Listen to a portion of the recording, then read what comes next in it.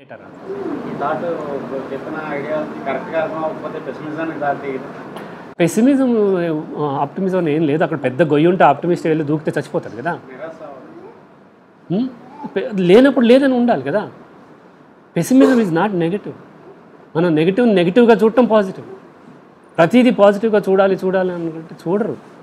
ఏం motivation speaker అన్న తనకి ఎక్కడైనా థ్రెట్ ఉంటే బాడీ గాడ్స్ని పాజిటివ్గా థింక్ చేయన్నారు కదా.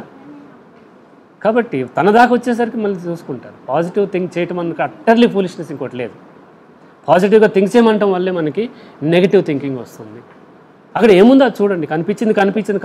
కనిపించలేదు, తెలిసింది తెలుసు, తెలియంది తెలియదు, దట్స్ ఓవర్, అంత అయిపోయింది. అట్లా ఉంది. రైట్.